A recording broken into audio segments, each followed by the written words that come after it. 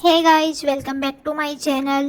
तो आज हम बात करेंगे एक्ट्रेस दलजीत कौर और उनके सेकंड हस्बैंड निखिल पटेल के बारे में। तो जैसा कि आपको पता ही होगा कि दलजीत की शादी के 10 महीने बाद ही टूट गई थी और वो केन्या से वापस इंडिया शिफ्ट हो गई थी। तब से दलजीत ने अलग अलग एलिगेशन लगाए हैं कि निखिल का एक्स्ट्रा मैरिटल अफेयर चल रहा था किसी ऐसा नाम की लड़की के साथ।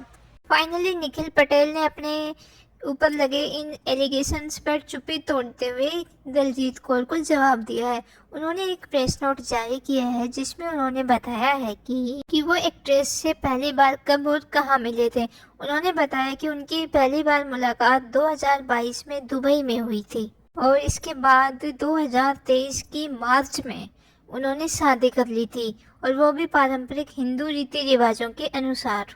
इसके साथ ही उन्होंने ये भी बताया कि इसके बाद वो केन्या चले गए थे जहाँ पर उनकी बेटी ऑलरेडी रह रही थी। जिनको नहीं पता उनको मैं बता दूं कि निखिल पटेल के पहली शादी से ऑलरेडी 2 बेटियां हैं। इसके साथ ही निखिल ने ये भी कहा कि दलजीत और उनकी फैमिली को पता था कि मेरा पहली शादी से तलाक नहीं हुआ है और इंडिया में दलजीत के साथ जो शादी हुई थी वो भी लीगल नहीं थी।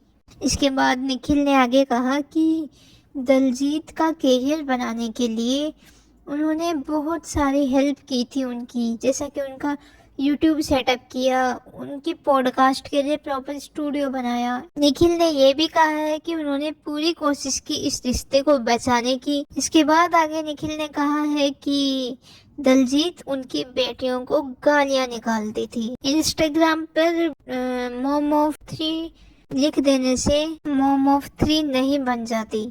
वो उनकी बेटियों को गालियां निकालती थी। तो देखिए, मुझे तो लग रहा है मिस्टर निखिल झूठ बोल रहे हैं, जैसा कि आप सबको लग रहा होगा। तो ऐसा था तो वो इतने टाइम तक ये वाला बहाना सामने क्यों नहीं लाए थे? तब तो बड़े शेर बन रहे थे कि मैं ये हूँ, मैं लीगल नोटिस भिजवा दूंगा डिफेम करने के लिए, ये कर दूंगा वो कर दूंगा।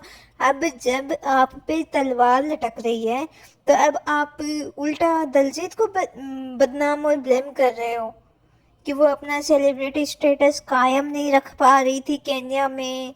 वो लड़की अपना घर बसाने गई थी वहाँ पर। वो लड़की इंडिया छोड़ के गई थी, अपना करियर छोड़ के गई थी। किसी भी लड़की के लिए इतना आसान नहीं होता अपना देश छोड़ना और अपना करियर छोड़ना। और तुम क्या घर बचाने की और शादी बचाने की बात कर रहे हो मिस्टर निखिल?